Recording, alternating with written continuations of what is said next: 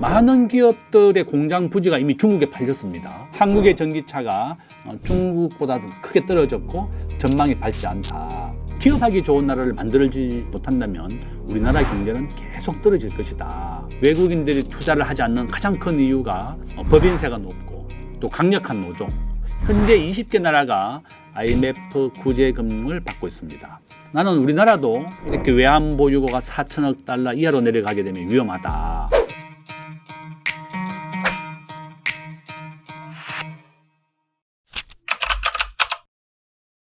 제가 이제 우리 세계 경제 규모 PPT 가져왔습니다. 한번 보시면 한국의 PPT는 가장 최근 자료로 세계 13위 정도 됩니다. 한 1.6조 달러 정도 된다 이렇게 보시면 되겠고, 우리 원화는 현재 전 세계에서 한 35위 정도, 0.1%밖에 인용이 되지 않습니다. 그런 것이 저는 이제 하나의 위험 요소다 이렇게 보고 있고, 전 세계 GDP에서 한국이 차지하는 비중은 1.9%고 주식시장은 한 1.6% 정도밖에 안 됩니다. 근데 저는 이제 우리나라의 가장 큰 위험 요소 중에 이제 하나로 항상 우리가 외환 위기도 언제든지 올 수 있다 이런 얘기를 내가 많이 하고 있습니다. 한국의 GDP가 한 1.8조 달러 정도 되는데 현재 한국의 외환 보유고 4천억 달러까지 떨어졌습니다. 저는 이런 추세라면 한국의 외환 보유고 4천억 달러 무너질 것이다 이렇게 보고 있고, 우리나라의 이제 GDP 대비 외환 보유액은 20%밖에 안 됩니다.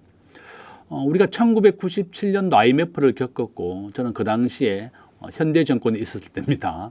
우리나라 종합주가지수 1000에서 270, 70%가 폭락했습니다. 삼성전자가 그 당시에 3만 원이었습니다. 그러니까 삼성전자가 3만 원에서 100배가 올라서 300만 원이 됐다가 지금은 이제 액면 분할이 된 겁니다. 우리나라 경제가 지금 현재 우리가 가장 중요한 것은 한국이 기업하기 좋은 나라를 만들어주지 못한다면 우리나라 경제는 계속 떨어질 것이다. 우리나라 법인세 현재 26%입니다. 미국이 21%고 OECD 평균이 21%입니다.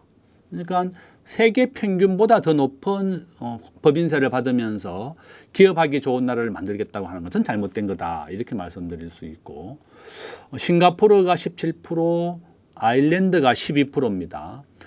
법인세를 낮춰서 많은 기업들을 자국으로 불러들여야 됩니다.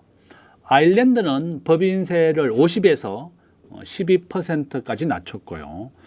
1인당 국민소득 현재 12만 달러.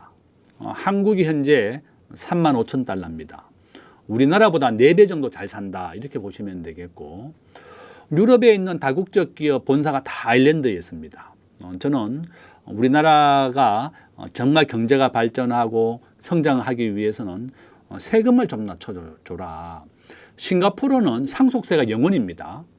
주식과 관련된 세금이 하나도 없습니다. 정권거래세를 제외하고 양도세도 없고 소득세도 없고 배당세도 없습니다.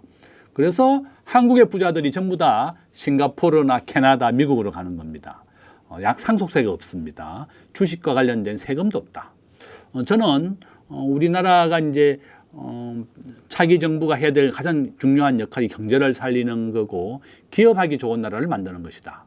저는 최소한 우리나라 대학생들 취업률이 절반도 취업을 못하는 45%입니다. 정말 빨리 국내 일자리를 만들기 위해서는 해외 기업을 국내에 불러와야 됩니다. 그렇죠? 그래서 우리나라에 대해서 외국인들이 투자를 하지 않는 가장 큰 이유가 법인세가 높고 또 강력한 노조. 한국의 GM이 지금 한국에서 철수하려고 준비하고 있습니다. 이 정도로 미국의 기업들은 국내가 너무 강력한 노조나 자기들이 요구만 하면 공장을 폐쇄해 버립니다. 제가 지난주에 3M 관계자를 만났더니 한국에 나주에 있던 공장을 폐쇄했답니다. 노조가 겁여만 올려달라 그러고 한국의 생산성 전 세계 38개국 OECD 국가 중에 한국은 34위입니다. 우리는 근로시간 중에 담배도 피러 가고 커피도 먹고 사적인 전화도 하는데요. 미국은 사적인 전화만 해도 해고시켜버립니다. 미국은 38개국 중에 생산성 1위입니다. 이와 같이 업무를 몰입하고 집중하기 때문에 그렇다. 결론은 우리나라 경제 성장률 굉장히 추락해 있다. 한국이 기업하기 좋은 나라를 만들고 그렇게 하지 않다 그러면 한국 경제는 더 어려워진다. 저는 외국인들이 한국에 오면 깜짝 놀라는 것이 스마트폰 제조 1등인 나라가 우버를 금지시킨 겁니다. 우버는 자기 집에 있는 자가용을 가지고 택시 영업을 하는 겁니다. 나는 우리나라에서 우버만 허용해도 한 수십만 개의 일자리가 생길 것이다 이렇게 봅니다. 집에 노는 대학생들 우버만 허용해줘도 부모님 차로 영업할 겁니다. 일자리를 만들어주는 겁니다. 전 세계가 우버를 허용하고 경제를 발전시키는데 한국만 이렇게 금지시켰습니다. 1870년도 개화기 때 우리가 과학기술을 받아들이지 못해서 나라가 망했고 일본의 지배를 받았습니다. 과학기술을 받아들였는데 이제 우버를 받아들여야 됩니다. 우버를 허용하고 신산업과 구산업이 함께 성장을 시켜야 된다. 호주는 우버를 허용하고 우버가 벌어들인 돈의 10%가 택시 산업에 기부가 됩니다. 저는 우리가 이 경제 성장률을 2%, 3% 올리기 위해서는 이와 같이 4차 산업혁명을 모두 허용하고 미국은 국민의 생명과 안전을 해치는 게 아니면 다 허용합니다. 이거를 네거티브 제도라고 부릅니다. 한국은 현재 파지티브 제도입니다. 정부가 허락을 해야만 그러한 신산업을 할 수 있습니다. 그래서 저는 우리나라가 미국 수준으로 세금도 낮추고 4차 산업혁명을 허용하고 창업하기 좋은 나라를 만들어야만 한국 경제가 2%, 3% 성장할 수가 있다. 잠재 성장률이 한국은 2%입니다. 빨리 잠재 성장률 이상으로 한국의 경제를 발전시켜야 된다. 이렇게 말씀드립니다. 제가 이제 PPT 한번 보여드리면 지금 정확히 한번 보십시오. 우리나라 이제 외환보유고 지금 세계 10위 정도 되는데요. 한국은행은 제가 97년도 IMF 났을 때도 똑같은 상황입니다. 현재 한국의 외환보유고가 충분하다 이렇게 얘기합니다. 현재 외환보유고 대비 GDP는 현재 20%밖에 안 됩니다.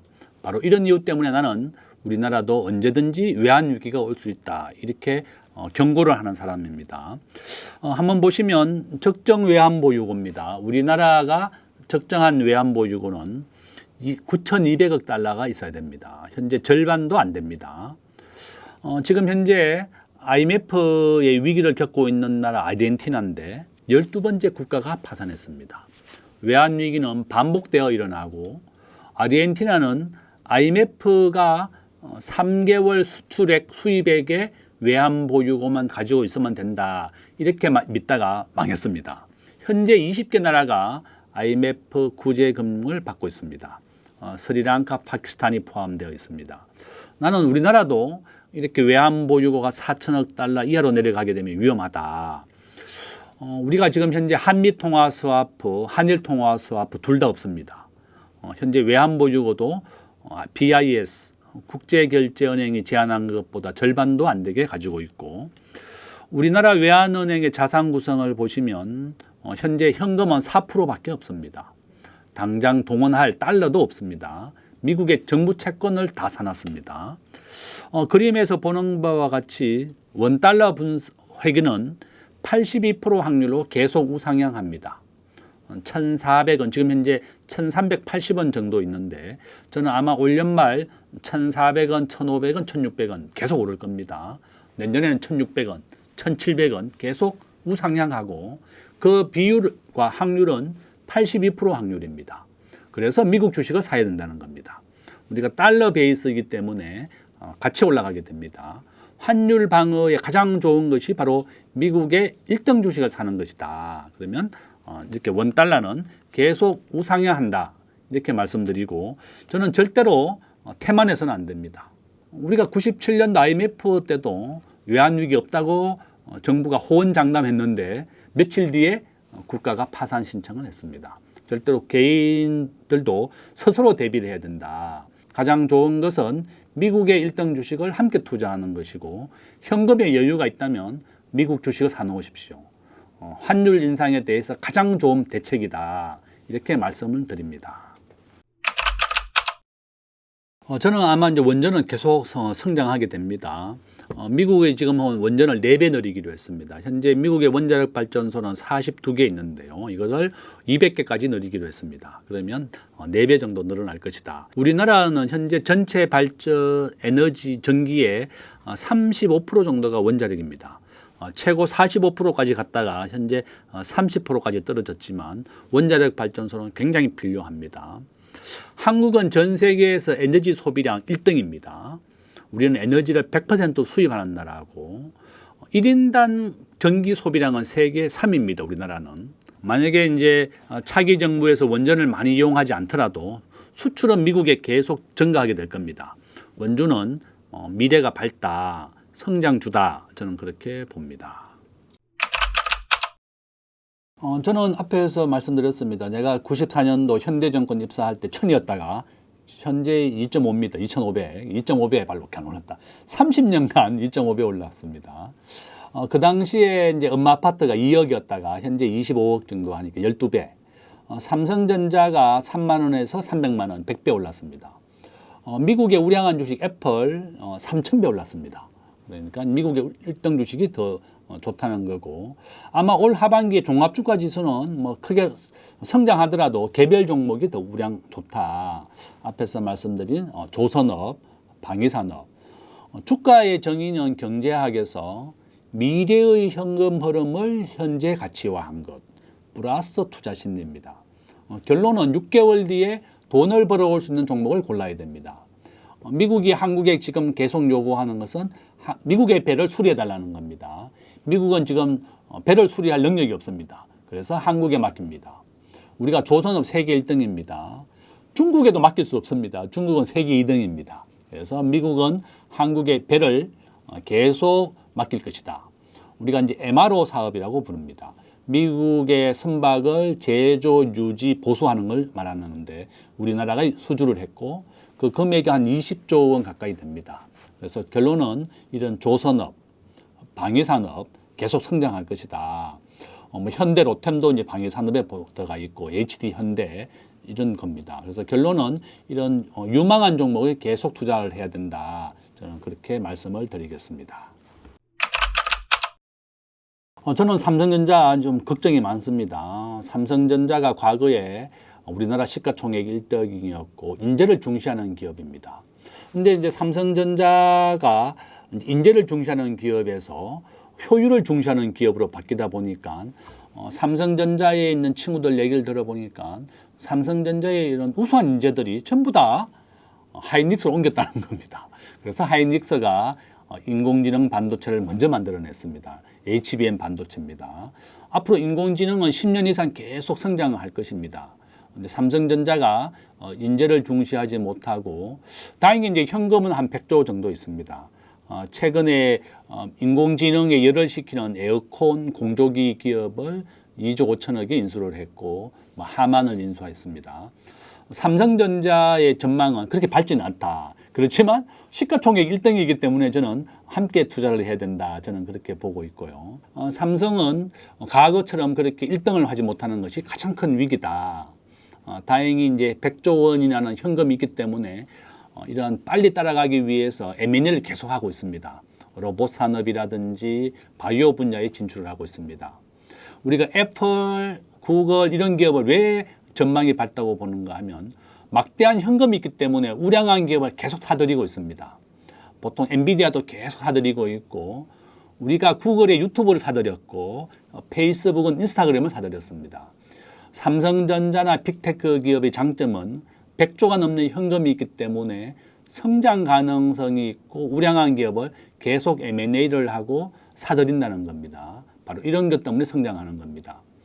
한국의 가장 우수한 인재는 삼성전자에 가장 많이 있습니다. 그래서 결론은 삼성전자도 경각심을 가지고 우수한 인재를 소중히 하고 빨리 인공지능 반도체를 만들어내서 엔비디아에 납품을 해야 됩니다. 저는 삼성전자에 대해서 뭐 그렇게 비관적이지도 않고 긍정적이지도 않다. 그렇지만 시가총액 1등이기 때문에 꼭 일부는 투자를 해둬야 된다. 이렇게 말씀을 드리고 저는 현재 30% 지금 마이너스인데 고점 대비 저는 회복을 하게 될 것이다. 시가총액 1등입니다. 아직은 400조 정도 되기 때문에 그렇게 또 말씀드리고 일부는 투자를 해둬야 된다 이렇게 말씀을 드립니다. 지금 현재 전 세계 전기차가 한 10% 정도 차지하고 있습니다. 근데 우리나라의 2차 전지 경쟁률이 17%에서 11%까지 떨어졌더라고요.